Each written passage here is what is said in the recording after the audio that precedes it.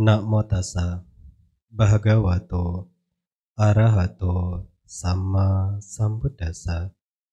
Namo tassa bhagavato arahato samma sambuddhassa. Namo tassa bhagavato arahato samma sambuddhassa. Athanance piyangjanya nanang papena samyuci nahitang sulabang hoti sukang dukata karinati.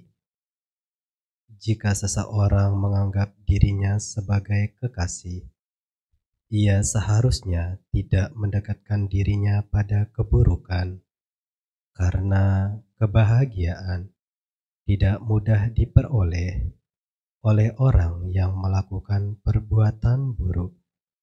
Demikianlah yang disabdakan oleh Sang Buddha di dalam Piyasutta Samyutta Nikaya.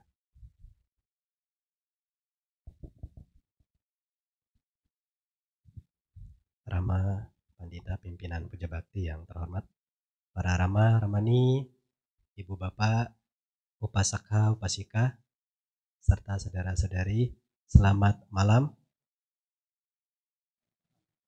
Lemes sekali ya. Selamat malam. Ya, terpujilah Sang Buddha, Namo Buddhaya.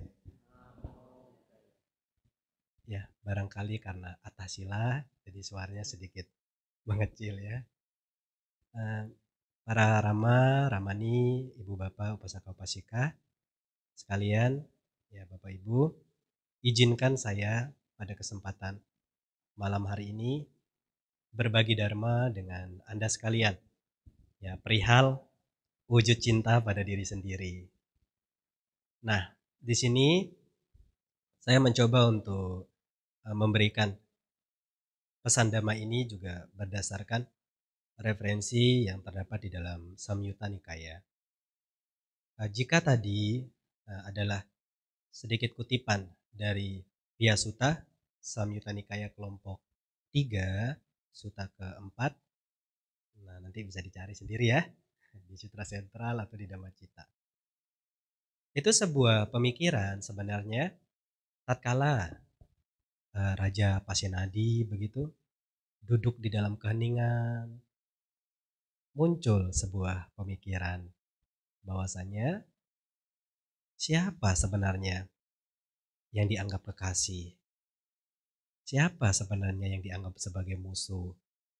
Nah, muncul pemikiran tersebut, akhirnya Raja Pasenadi terbersit juga buah pikirnya. Oh, ternyata bagi mereka-mereka yang mendekatkan dirinya pada hal-hal yang baik, itu dianggap sebagai mencintai dirinya sendiri, menganggap dirinya sebagai kekasih. Tetapi sebaliknya, jikalau seseorang ini mengarah pada perbuatan-perbuatan yang buruk begitu, nah sama halnya dia memusuhi dirinya sendiri. Nah, perwujudan nyata sebenarnya Bapak Ibu, saudara-saudari ini dengan datang ke tempat ini itu sudah perwujudan cinta terhadap dirinya sendiri. Setuju tidak? Yang setuju cuma 50%, yang lainnya kemana? Ya, jadi ini kan tindak bajik. Bahkan sebulan ya, itu sudah terjadwal dengan baik. Maka saya bermudita cita, turut bahagia melihat Bapak Ibu di tengah kesibukan masih ada waktu, masih menyempatkan, masih menyisihkan ruang untuk datang ke tempat ini tentu dengan niatan yang sama ya, melakukan perbuatan-perbuatan baik. Nah, ketika hal yang sederhana saja, dengan kita menyisihkan waktu untuk berbuat baik begini, itu wujud cinta sebenarnya. Nah, karena jika kita merujuk pada Piyasutta ini, tatkala kita mengarahkan diri kita pada hal yang baik, itu perwujudan kita ini mencintai diri kita sendiri. Karena pada akhirnya, apa yang kita lakukan di dalam hidup ini, baik buruk, itu dia setia sekali menemani kita dalam perjalanan hidup. Nah, maka perwujudan cinta ini adalah tatkala kita mengarahkan diri kita pada hal-hal yang baik. Nah, Hal-hal yang baik itu apa? Ya kita sudah paham. Secara umum kita selalu diajarkan bahwasanya kita bisa melakukan perbuatan baik melalui 3 pintu perbuatan. Pikiran, ucapan, dan badan. Tindak badan jasmani. Nah, coba kita renungkan dengan sesama. Hal pertama yang Bapak Ibu lakukan ketika memasuki ruang Dhammasala apa? Masuk ya, beranjali. Kemudian melakukan apa? Nah, biar interaktif dijawab dengan semangat ya. Apa yang dilakukan? Bernamaskara ya. Beranjali sudah kebajikan. Bernamaskara sudah kebajikan. Tadi membacakan apa? Permohonan sila juga kebajikan. Sejenak bermeditasi juga kebajikan. Nah, sekarang mendengarkan dhamma pada waktu yang sesuai itu berkah utama, kebajikan lagi. Kira-kira memunculkan kebahagiaan tidak? Atau saking seringnya biasa-biasa saja? Sudah biasa-biasa batin kami sudah netral, tak tergoyahkan. Karena saking seringnya ya tidak demikian juga ya. Nah, jika kita sekarang mempelajari dharma ini, kemudian kita mencoba untuk mengimplementasikan begitu, menerapkan dalam kehidupan sehari-hari. Nah, ada sebuah suta juga, jikalau tadi di Piya Sutta ini terdapat dalam Samyutta Nikaya kelompok 3 suta keempat. Nah, selanjutnya ada Malika Sutta. Malika Sutta ini masih di kelompok 3 tapi sutanya ke-8. Sutta kelompok 3, sutta bagian 8. Di situ ada suatu dialog. Dialog antara, tahu kan Ratu Malika ya? Baca-baca bukunya. Ratu Malika itu istri dari raja siapa? Yang bisa jawab nanti panitia kasih door prize kayaknya. Ayo, Ratu Malika itu istri dari raja siapa? Cluenya tadi di suta awal. Raja siapa? Astaga, belum berapa menit kok sudah lupa loh. Ayo di suta awal siapa? Raja siapa yang disebut tadi? Pasenadi ya. Nah, Ratu Malika ini istri daripada Raja Pasenadi. Dialog mereka. Baginda, siapa orang yang Dinda cintai di dunia ini? Wah, itu pertanyaan Raja Pasenadi kepada Ratu Malika. Barangkali kalau para suami begitu bertanya demikian kepada istrinya, ya pasangannya, Ma atau Bu, siapa orang yang paling dicintai di dunia ini? Saya yakin 100% pasti suami-suami, bapak-bapak ini mengatakan, berharap ya, jawabannya adalah, ya kamu lah, siapa lagi yang saya cintai, begitu ya. Tetapi berbanding terbalik jawaban dari Ratu Malika. Apa jawaban dari Ratu Malika? Baginda, kurang lebih ya, Baginda, tidak ada satu orang pun yang lebih saya cintai, lebih saya sayangi, melebihi diri saya sendiri. Waduh, ini jawaban yang tak terduga ya. Kalau bagi orang-orang pada umumnya sakit hati. Egois sekali, kok punya pasangan, punya istri, bukannya mencintai pasangan malah kok mencintai diri sendiri. Orang yang tidak paham pasti menganggap Ratu Malika egois ya? Pasti. Karena kan seharusnya Ratu Malika harus menjawab, sudah tentu Baginda lah orang yang saya cintai. Sehingga tidak menimbulkan konflik dalam keluarga tersebut. Nah, karena merasa jawabannya yang mungkin bagi Raja Pasenadi adalah jawaban yang tidak biasa begitu, akhirnya Raja Pasenadi menemui Sang Buddha, menyampaikan perihal dialog yang sudah terjadi antara Raja Pasenadi dengan Ratu Malika. Menyampaikan bahwa ketika saya mengajukan sebuah pertanyaan kepada Ratu Malika tentang orang siapa sih yang paling dicintai disayangi, malah Ratu Malika menjawab dirinya sendiri yang paling dicintai. Sang Buddha paham, Sang Buddha tahu esensi dari pernyataan Ratu Malika tersebut. Maksudnya bagaimana? Nah, di situ disebutkan begini, ada kutipannya ya. Setelah melintasi segala penjuru dengan pikiran, seseorang tidak menemukan dimanapun yang lebih ia sayangi daripada dirinya sendiri. Demikian pula, bagi setiap orang, dirinya sendiri adalah yang paling disayangi. Oleh karena itu, ia yang menyayangi dirinya sendiri seharusnya, catat, seharusnya tidak mencelakai orang lain. Maksud tidak? Nah, sekarang kita bedahnya di sini ya, karena ini masih tertutup ini, tabirnya masih rahasia. Nah, ketika kita memahami secara dharma, bahwasanya pesan tersirat itu ada di bagian kutipan ini. Ketika seseorang ya menyayangi dirinya sendiri, mencintai dirinya sendiri, seharusnya tidak mencelakai orang lain. Nah, sekarang kita mencoba untuk mencari contoh dalam kehidupan sehari-hari. Dalam kehidupan sehari-hari biasanya kita kan menuntut, harus dimengerti ya, ingin dimengerti, ingin disayangi, ingin diperhatikan, semua ingin. Begitu tidak mendapatkan keinginannya, karena tidak didasari pengertian benar, kecewa, sakit hati. Nah, karena tuntutan itulah yang kerap kali kita memandang bahwa pasangan saya tidak sayang kepada saya. Nah, tetapi di sini kalau kita paham, ketika kita merasa mencintai diri kita sendiri, menyayangi diri kita sendiri, ayo, kalau kita dicintai, senang tidak? Oh, tidak ada yang senang, berarti Anda senang tidak dicintai ya. Cukup sudah ceramah malam ini. Ya, kalau kita merasa senang dicintai, berarti kita harus memperlakukan hal yang sama toh, hal yang serupa.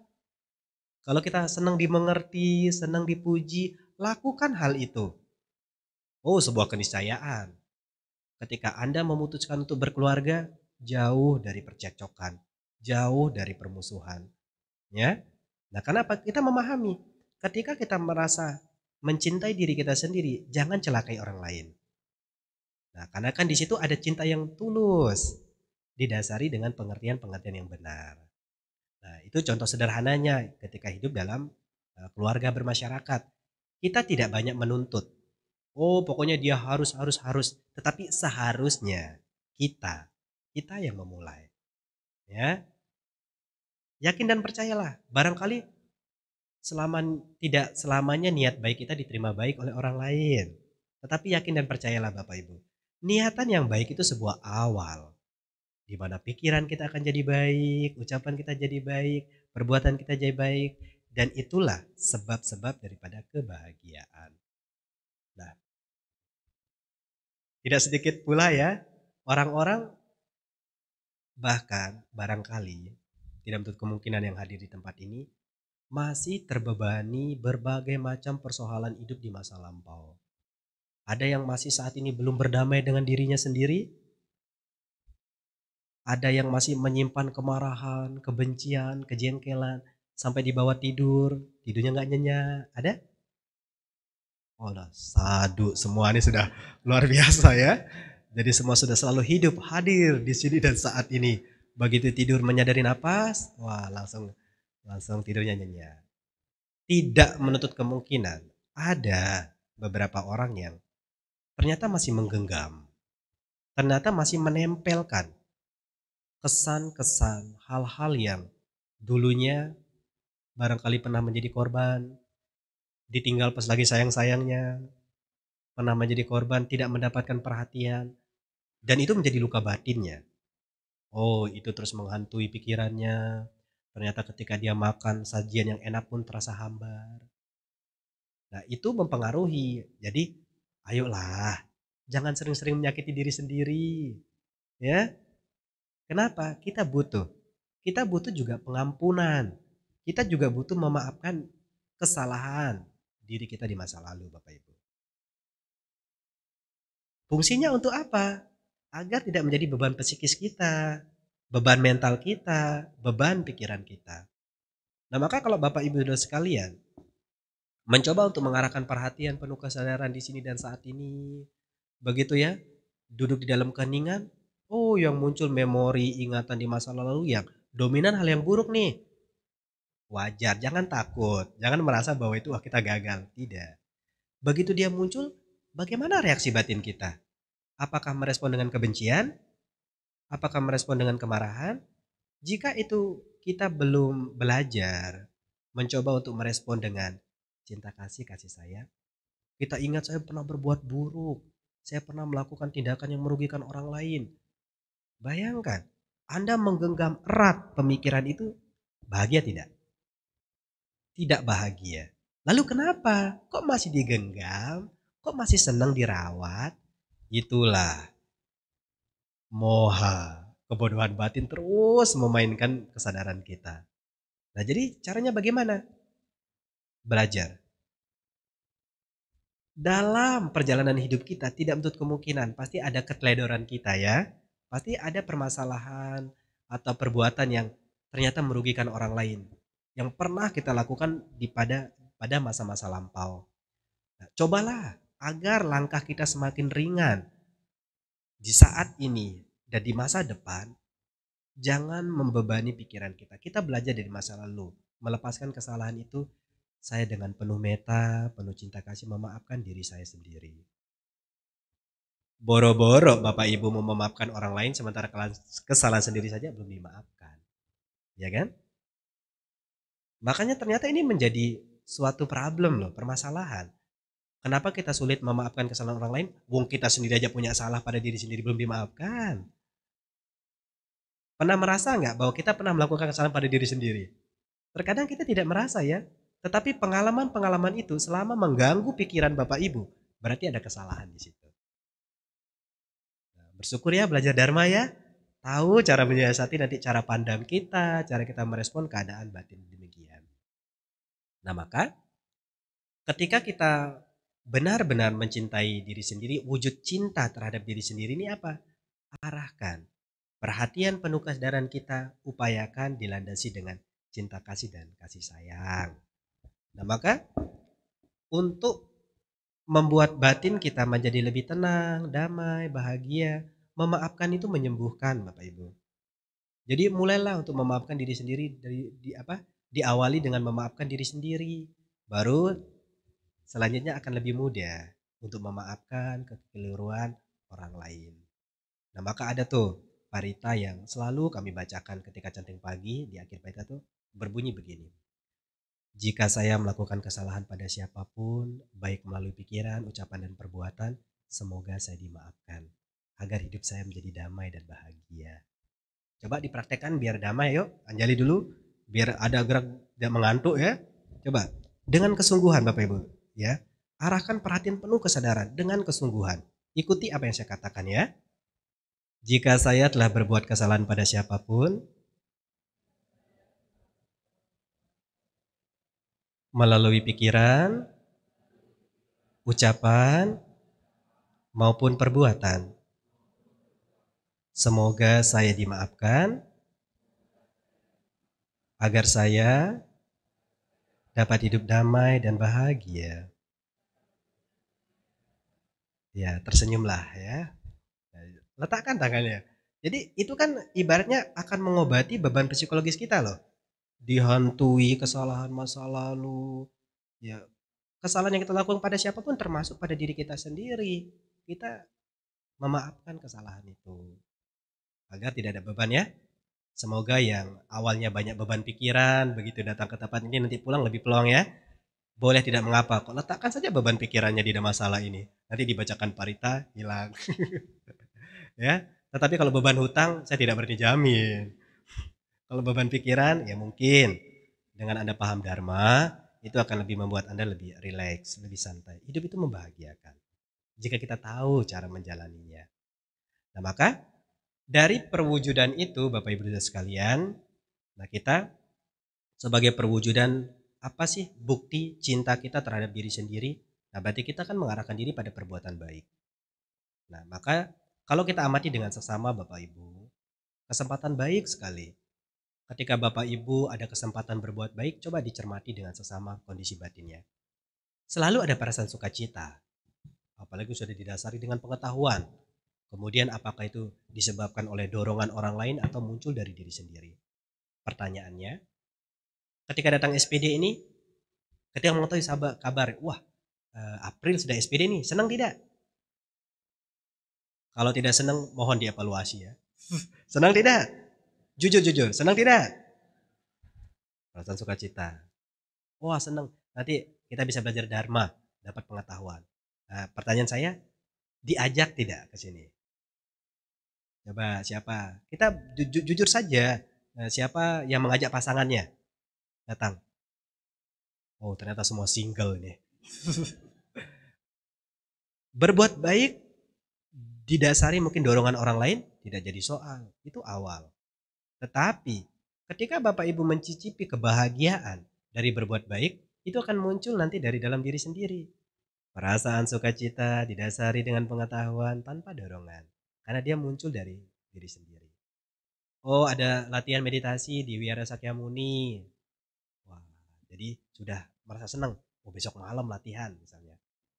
Dia tahu bahwa meditasi itu mampu untuk mendewasakan mental, mendewasakan cara pandang, mengembangkan batin. Nah, kemudian awalnya dia diajak nih, tetapi karena dia sering ikut latihan meditasi, muncul dari diri sendiri, oh itu ada kemajuan dalam melakukan perbuatan baik. Ya, itu pertanyaan saya. Lalu ini sudah hari keberapa? Ketiga ya. Kenal tidak? Bapak Ibu sudah sekalian kenal tidak dengan teman-teman yang duduk di sampingnya? Coba dilihat kiri kanan. Kenal?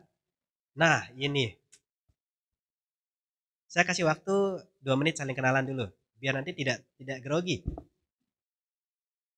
Ayo kenalan dulu lah. Ini untung hari ketiga loh. Di hari terakhir ditanya kenal tidak? Tidak, ada rugi dong. Ya, jadi kenalan dulu. Oh, kalimat apa aspirasinya aja indah sekali. Semoga semua bahagia lah. Kiri kanan gak kenal. Ya paling tidak ini suatu sikap yang baik Bapak Ibu ya. Jadi kalau sudah datang duduk, silakan duduk di samping saya. Misalnya belum kenal, siapa namanya? Oh, jangan cuek-cuek segala ya. Jadi kan itu wujud meta loh, wujud cinta kasih tuh. Barangkali kita, oh karena saya juga tidak diperhatikan, ngapain perhatiin orang lain gitu? Waduh, kan tidak demikian. Maka ya, ketika Anda sudah sampai di tempat ini contohnya. Jangan kita hanya mempelajari dharma teorinya aja, praktek sehari-harinya kagak, kan rugi dong. Ya, sederhana kan? Kita mempelajari perwujudan. Kalau kita cinta terhadap diri sendiri, nah kita mencoba. Seharusnya kita yang memulai juga. Jangan menunggu orang lain yang negur, baru kita mau negur. Kalau dua orang kiri kanan tidak ada kesadaran untuk menegur di awal, siapa yang akan memulai nanti? Paling tidak 30 hari ke depan bertambah temannya, ya. Awalnya cuma datang sendiri, wih pulangnya berdua, punya kenalan. Besoknya datangnya sendiri lagi, pulangnya bertiga. Kan penting itu. Itu kan cara kita mengarahkan diri pada hal yang baik. Nah sehingga begitu tahu, aduh maaf kayaknya malam ini saya tidak bisa ikut nih. Tuh, emang tinggalnya di jalan mana? Bisa dengan saya? Oh, itu kayaknya cerita yang langka saya temukan di komunitas kita ini ya. Nah, maka coba ya, hal-hal sederhana itu kita bisa lakukan. Karena itu perwujudan loh. Perwujudan daripada kita mencintai diri sendiri dengan apa? Memperlakukan orang lain dengan baik. Bahkan jangan pernah berharap orang lain akan memperlakukan kita dengan baik, sementara diri kita saja pasif. Oh ini saya pasif nih perwujudan UPK saya Bante. Kan tidak demikian juga. Di dalam meditasi Anda praktekkan UPK silakan. Dalam kehidupan sehari praktek UPK-nya bagaimana? Anda dipitnah, Anda dicaci maki, Anda dipuji tidak terbang, dihina tidak tumbang kan? Itu praktek UPK-nya. Tapi kan dalam kehidupan sosial ya kita harus care. Ya. Apa perwujudan sabesata bonusata? Ya peduli dengan sesama. Sesederhana itu sebenarnya ya. Nah, maka dengan melakukan demikian, perwujudan cinta saya terhadap diri sendiri, akhirnya kita akan membuat perlindungan. Ya. Nah, ini juga masih dalam suta yang sama, Samyutta Nikaya ya. Jadi di sini ada 3 suta. Bisa kalau mau dicatat juga dicatat silakan ya. Awal tadi suta apa yuk? Coba saya tanya nih. Ketika Raja Pasenadi duduk di dalam keheningan, muncul pemikiran, siapa seseorang yang dianggap sebagai kekasih, siapa orang yang dianggap sebagai musuh. Itu saya ambil dari suta apa tadi? Lupa? Aduh, saya merasa gagal untuk memberikan. Itu Piyasuta ya. Piyasuta ada di Anggutara Nikaya, maaf, Samyutta Nikaya kelompok 3 suta keempat. Lalu ketika dengan Ratu Malika, nah, namanya Malika Sutta. Itu terdapat dalam Samyutta Nikaya juga. Kelompok 3 Sutta ke-8. Nah, lalu ini Sutta ketiga tuh, ya. Sutta ketiga ini Attarakita Sutta. Jadi yang membahas tentang perlindungan. Nah, makanya wujud cinta terhadap diri sendiri, kita paham bagaimana memperlakukan diri sendiri dengan baik, bagaimana memperlakukan orang lain dengan baik, sama halnya kita menciptakan sebuah perlindungan. Ya, setuju tidak? Kalau tidak setuju ya sudahlah, kita bubar. Perwujudan awal, kita mencintai diri sendiri, kita tahu cara memperlakukan diri dengan baik, tahu cara memperlakukan orang lain dengan baik, kita sama halnya membuat perlindungan. Setuju? Kalau Anda setuju saya lanjutkan, kalau tidak, tidak. Setuju tidak? Nah, jadi dalam Attara Kita Sutta ini bagian Samyutta Nikaya, masih di kelompok 3 ya, Sutta kelima. Nah, di situ disebutkan juga, ya begini, siapakah sekarang yang melindungi diri mereka, dan siapakah yang membiarkan diri mereka tanpa perlindungan? Itu yang muncul dalam pemikiran Raja Pasenadi. Nah, jadi tokoh utamanya dalam sutta ini Raja Pasenadi ya. Nah, lalu di akhir sutta itu disebutkan begini Bapak Ibu. Adalah baik, ya, adalah baik pengendalian diri melalui jasmani. Pengendalian diri melalui ucapan juga baik. Adalah baik pengendalian diri melalui pikiran. Nah, pengendalian di mana-mana adalah baik. Dengan bersungguh-sungguh terkendali di mana-mana, seseorang dikatakan terlindungi. Paham ya? Jadi baik sekali loh. Sang Buddha memuji pengendalian diri terhadap badan jasmani, ucapan maupun pikiran. Sebab ketika kita terkendali dari 3 pintu perbuatan ini agar tidak melakukan hal yang buruk, sama halnya kita tidak membiarkan sampah-sampah masuk dalam pikiran kita, ya. Tetapi kalau kita terbiasa mengarahkan diri pada perbuatan-perbuatan yang baik, sama halnya kita memberikan asupan yang bergizi bagi batin kita. Sekarang kita analisa begini Bapak Ibu. Karena kita cinta terhadap diri sendiri kan kita harus sehat dong ya. Harus berupaya sehat. Sehat fisik saja cukup. Perlu memperhatikan kesehatan batin kan? Jadi pertanyaan saya, Bapak Ibu, batinnya sehat tidak? Sehat. Yakin? Kalau sehat nggak mungkin datang ke tempat ini. Karena sakit batinnya baru datang ke sini, ya kan? Jadi tidak mengapa. Karena kan banyak yang tidak datang berarti batin-batin mereka sudah sehat-sehat. Bapak Ibu yang masih sakit begitu ya. Secara fisik bahagia, tetapi secara batin belum tentu, ya. Nah, maka secara fisik mungkin kita akan membuat perlindungan. Maka kita lihat rumah-rumah orang kan dipasang pagar-pagar kadang tinggi ya, tinggi tinggi. Pasang pagar tinggi belum cukup tuh, dikasih bling-bling lagi di atasnya.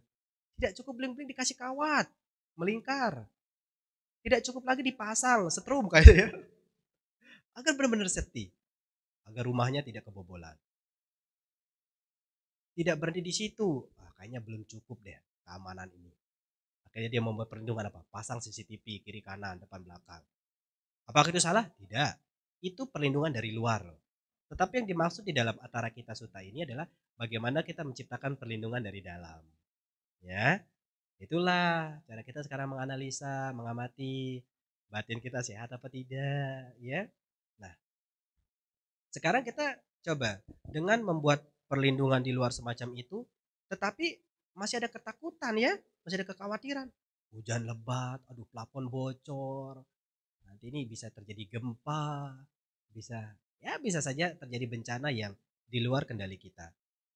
Sudah bangun-bangun perlindungan di luar diri, tetapi masih ada ketakutan, tetapi masih ada kekhawatiran. Pernah terjadi begitu kan? Sudah kaya secara materi sekarang punya anak. Anaknya pada sekolah di luar kota. Kadang ada ketakutan, kekhawatiran kan? Tidak percaya dengan anak sendiri. Jangan jam sendiri kok biasanya WA, kok sekarang nggak WA? Kemana ini? Takut, khawatir, ya kan? Nah, berarti kan kita belum membuat perlindungan dari dalam. Kalau kita benar mencintai diri sendiri, ayo jangan buat pikiran kita terganggu. Jangan buat pikiran kita terbebani oleh apa? Takut, khawatir, perasaan cemas. Ya karena ada objeknya, anak-anaknya di luar kota begitu semisalnya. Nah, begitulah sekarang kenapa Bapak Ibu melakukan perbuatan baik itu sejatinya untuk apa? Memberikan gizi pada batin tersebut sebagai wujud cinta yang nanti akan melindungi Anda, melindungi kita semua. Nah, maka praktek sederhananya kan, apalagi kalau di tempat ini kan rutin, tidak pernah libur untuk bisa berdana makan. Benar ya? Terkadang tidak banyak orang mencoba untuk merenungkan dengan sesama. Memang secara real, minuman, makanan itu yang Anda berikan pindah secara materinya, secara barang kasarnya. Tetapi lambat laun jika Anda renungkan dengan sesama, dari awal bentuk materi yang kasar ini, itu ternyata akan mempengaruhi kondisi batin Bapak Ibu. Kemelekatan, keterikatan itu adanya di mana? Di dalam batin kita kan, cara pandang kita kan. Ternyata cara mencoba untuk melepaskan sedikit keterikatan kemelekatan itu, ayo, mari kita praktik berdana. Nah, sudah ya. Tetapi benar-benar tidak kita lepas label berdana itu dari saya. Nasi gorengnya dari saya. Minuman le mineral ini dari saya. Kasus di lapangan, ternyata tidak sedikit orang mampu benar-benar pure nih, ditarik kepemilikannya itu. Padahal sudah diberikan tapi masih dilabeli. Ya. Jadi ini caranya maksudnya cara nanti kita menyiasati batin kita. Nah, agar nanti tidak kecewa, khawatir begitu ya. Kita kan berbuat baik tujuannya untuk apa sih? Kan untuk memperindah batin kita. Ya, agar terkikislah noda-noda keserakahan, kekikiran, kemelekatan yang membuat beban mental kita kuat, sedikit ikatan yang kencang mulai mengendur, mengendur, mengendur. Nah, hal yang lumrah. Kenapa tidak sedikit orang kok masih kecewa, kok masih sakit hati ketika berdana? Wih, labelnya kuat sekali. Mungkin melebihi lim alteko kayaknya. Penasaran, kira-kira diminum gak ya minuman yang saya danakan? Udah jauh-jauh, ya nggak jadi diminum. Ya makanannya tidak tersentuh misalnya. Barangkali orang menganggap remeh loh, tapi hati-hati. Ketika nanti muncul penyesalan, semoga tidak pernah ada yang menyesal setelah berbuat baik ya. Hati-hati, sebab ini ada cerita loh. Cerita di Dhammapada. Cerita di Dhammapada itu, maaf agar saya tidak salah Bapak Ibu. Kemarin ada saya catat. Itu ada di ini, di Dhammapada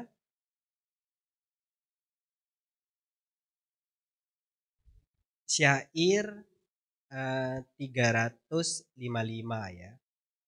Tentang orang kaya. Tentang orang kaya nanti carilah di Dhammapada Tanah Hawaga syair 355. Ada orang kaya tapi tidak bisa menikmati kekayaannya loh. Sudah waktu lah ya. Jadi ada kan dalam kehidupan nyata ya, kaya tapi pelit sekali loh, bahkan bagi dirinya sendiri ada kan. Padahal kaya secara materi, mau makan enak aja mikir-mikir. Padahal ya hartanya nggak habis tuh, sekadar cuma buat bayar makanan 100-200 ribu nggak habis. Tetapi ada kan, pernah bertemu orang demikian? Pernah? Kalau sampai Anda tidak pernah bertemu orang demikian, saya pertanyakan tinggal di mana. Nah, ada. Nah, ternyata itu sudah ada di zaman Sang Buddha loh Bapak Ibu. Nanti bisa lebih detailnya baca di Dhammapada Atthakatha, ya syair 355 itu.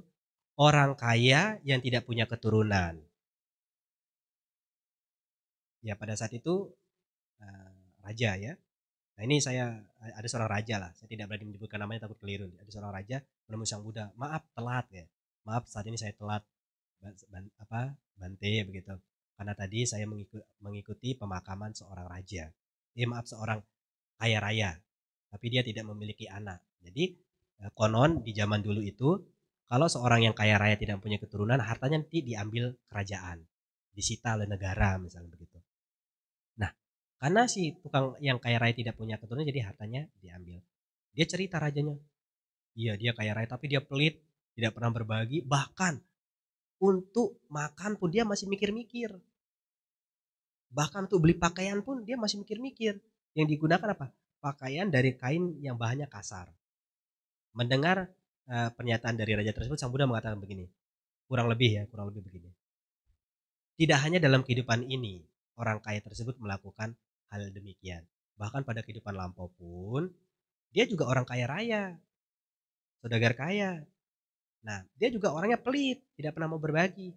Hanya saja, kesempatan baiknya ada Paceka Buddha yang saat itu sedang berpindah patah. Kemudian orang kaya ini menyampaikan kepada istrinya, tolong persiapkan dana makanan berikan kepada Paceka Buddha yang ada di luar. Jadi sang istrinya juga heran, mimpi apa semalam suaminya ya, sampai ada kepikiran dia mau berbuat baik. Akhirnya disiapkan oleh istrinya, terus didanakan kepada Paceka Buddha tersebut. Karena yang orang kaya ini keluar, kemudian ketika mau pulang dia berpapasan dengan Paceka Buddha, melihat, loh, kok banyak sekali yang diberikan oleh istrinya. Dia berpikir begini, kalau pemberian ini saya berikan kepada pekerja saya bisa dilayani, saya bisa mendapatkan manfaat dari pemberian saya lakukan. Mereka akan bekerja keras kepada saya, melayani saya dengan baik. Tetapi kalau berada kepada ini seakan tidak punya manfaat. Dia nyesel ya. Tahu tidak? Bapak Ibu tahu? Saya rasa tidak, makanya saya lanjutkan ya. Tahu tidak? Ternyata akibat dari penyesalan dia berbuat baik itu, pertama, karena dia berdana, ya akhirnya dia kaya toh. Itu yang kita pahami secara hukum karma, dia kaya. Lalu karena akibat penyesalannya itu, keengganan, itu membuat apa? Dia tidak menikmati harta kekayaannya. Maka ketemulah tipikal orang ada yang semacam itu. Oh, kalau kita rujuk dari Mapada, oh berarti dulu dia bertanya suka nyesel nih. Jadi semoga ya Bapak Ibu tidak sampai demikian ya. Jadi akan mempelajari Dharma itu, oh kita menyiasati diri. Begitu Anda berdana sudah pure, itu sudah milik penerima. Jangan alih-alih nanti mengamati dengan sesama, memastikan, ya gitu langsung kecewa gitu. Hati-hati. Walaupun kaya nanti nggak nikmati loh harta kekayaannya, rugi dong ya. Nah, maka Bapak Ibu saudara sekalian, nah belajar dari sini, kelihatan kita memberikan diri bentuk yang kasar, ini akan mempengaruhi sikap mental kita, batin kita. Oh kita sudah terbiasa memberi, keterikatan semakin berkurang, kemelekatan semakin berkurang. Nah, ini kita memberi. Tetapi dalam kasus memberi ini, ternyata dalam realitanya Bapak Ibu, akan dihadapkan dengan yang namanya perpisahan. Ya, maka di dalam Dhamma Niyama Sutta tuh disebutkan kurang lebih begini. Apakah para biku, apakah para tathagata ini muncul atau tidak muncul di dunia? Terdapat suatu hukum yang pasti keberadaannya. Terdapat suatu hukum yang tetap keberadaannya, bahwa segala sesuatu sewajarnya mengalami perubahan. Yang datang apakah akan selamanya di sini? Tidak juga. Dia akan pergi. Ya. Dalam hidup ini, apakah yang yakin terhadap Sang Buddha saja yang pernah mengalami kehilangan? Tidak ya. Kalau ke rumah duka lihat kan, daftar-daftar nama, semua tidak. Semua tidak selalu agamanya Buddha, tapi mengalami kehilangan ya. Kondisi batin Anda berbeda. Nantinya jika benar-benar mempraktekkan cara ini, itu akan mendewasakan batin Anda. Oh awalnya saya berdana dari sisi yang berat begini, akhirnya kita mampu sedikit melepas kemelekatan, renungkan. Ya, abhinaha paccayikana pata. Segala sesuatu yang saya cintai dan saya senangi wajar berubah, wajar terpisah dari saya. Hubungannya dari ini Anda sudah mulai melepaskan keterikatan. Oh, Anda sadar bahwa suatu saat Anda akan berpisah. Begitu hal itu terjadi, tidak larut dalam kesedihan. Orang langsung heran. Itu tuh coba lihat, suaminya meninggal nggak nangis dia. Wah, kadang-kadang orang begitu ya. Istrinya meninggal kok suaminya tenang-tenang saja. Jangan-jangan dia nggak cinta tuh sama istrinya dulu kan. Orang tidak paham mungkin menganggap kok begitu. Tetapi dia yang praktek Dhamma, justru dia paham. Ada kan di Tirukuda Sutta ya? Tangisan, kesedihan. Demikianlah kebiasaan para sanak saudara ya. Tangisan dan kesedihan itu tiada guna bagi mereka yang telah meninggal. Kalau Anda menangis begitu di depan peti tiba-tiba bangun, apa nggak kaget tuh? Ya alih-alih senang malah takut nih. Nah jadi kita paham sekarang, oh saya ini sayang terhadap diri saya sendiri. Dari pendekatan-pendekatan kebajikan yang saya lakukan, oh itu menyehatkan mental saya, menyehatkan batin saya. Sehingga ketika Anda berbuat baik pun sudah didasari pengertian benar, Anda memiliki pengetahuan Dharma, begitu Anda dihadapkan pada realita kehidupan, Anda tahu cara bersikap, Anda tahu cara menyikapi kondisi tersebut. Apakah bereaksi dengan kebencian atau bereaksi dengan cinta kasih dan kasih sayang.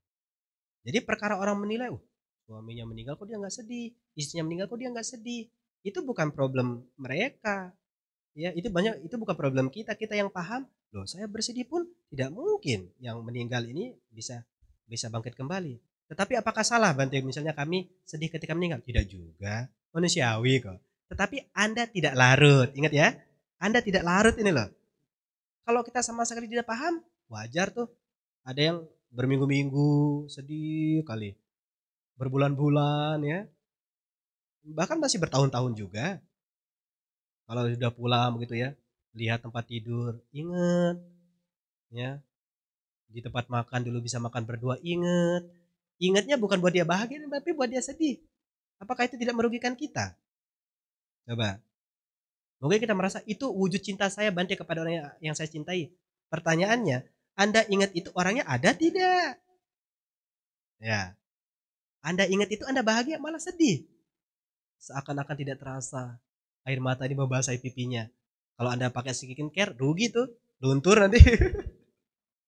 Nah maka Anda kan akhirnya kita paham, oh perwujudan cinta pada diri saya sendiri dari praktek dharma yang saya lakukan. Nah ya, itu akan membuat kita tahu cara bersikap, tahu cara kita merespon keadaan itu. Oh, ketika saya dihadapkan dengan kesulitan, saya tidak mau membebani pikiran saya. Bahkan kebiasaan kita di masyarakat kan itu seharusnya bukan urusan kita loh, tapi sok-sok ikut nimbrung gitu ya. Iya bener tuh bla bla bla bla. Aduh, itu bukan urusan Anda. Kadang begitu ya, seakan kita ini ingin jadi sahabat ini ya, ngompor ya. Untung kompornya masih 3 kilo gasnya, kalau sampai 100 kilo bisa meledak. Nah, kita coba bayangkan, ada sesuatu yang bukan urusan kita jangan ikut campur. Kalau kita ikut campur malah membebani inilah pikiran kita lah. Itu tidak bahagia. Lebih meminimalisir ya, yang bukan urusan kita, justru hidup kita lebih damai. Ya, jangan mau berkonflik lah dengan orang lain. Barangkali Bapak Ibu yang masih merawat permusuhan, saya katakan rugi Anda. Karena apa? Selama permusuhan itu disimpan, dia berpikir dia menyakitiku, dia memukulku. Selama itu kebencian tidak akan berakhir kan? Siapa yang tersiksa? Apakah orang kita benci dia tersiksa? Tidak, kita loh. Nah, berarti kalau kita melakukan hal demikian, sudah benar. Kita tidak mencintai diri kita sendiri. Wong sudah tahu pemikiran itu menyiksa, kok masih dipelihara? Ya, sudah tahu kemarahan yang disimpan itu menyiksa batin kita, membuat kita tidak bahagia, kok masih marah-marah? Kok masih membenci? Siapa yang rugi? Kita.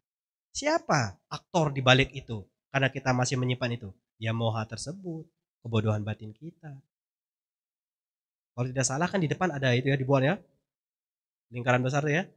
Ada 3 gambar. Ada apa? Babi, kemudian ayam sama ular. Sebenarnya itu pengingat loh. Setiap kali, oh iya ya, saya tidak mau dibodohi sama binatang-binatang ini gitu. Nah maka dengan melakukan hal tersebut Bapak Ibu ya, jadi izinkan saya menyimpulkan Bapak Ibu sekalian. Nah, perwujudan cinta terhadap diri sendiri ya bisa menjadikan rujukan, referensinya adalah Piyasuta. Ya, di situ ada pemikiran dari Raja Pasenadi berkenan tentang siapa sih sejatinya yang dijadikan kekasih oleh seseorang, siapa sih yang sejatinya dijadikan musuh oleh seseorang. Oh, ternyata bagi mereka yang melakukan perbuatan-perbuatan baik itu menjadikan diri mereka sebagai kekasihnya, sebagai orang yang dicinta. Tetapi sebaliknya mereka yang melakukan perbuatan-perbuatan buruk sejatinya akan menciptakan musuh bagi dirinya sendiri. Lalu ketika kita berpikir dengan seksama melalui pikiran, ya, berpikir siapa sih sebenarnya yang paling kita cintai? Tidak ada yang lebih kita sayangi, lebih kita cintai selain diri kita sendiri. Orang yang menganggap dirinya sebagai kekasih orang yang dicintai, seyogianya tidak mencelakai orang lain. Setuju? Jawab lebih keras. Setuju? Nah, dengan paham hal demikian, berarti kita akan nanti tahu cara memperlakukan diri sendiri dengan baik, tahu cara memperlakukan orang lain dengan baik, sama halnya kita menciptakan perlindungan bagi diri kita sendiri. Terima kasih atas perhatian Bapak, Ibu, Saudara-saudari sekalian. Saya akhiri. Sabbe sata bawantu sukitata. Semoga semua makhluk berbahagia. Sa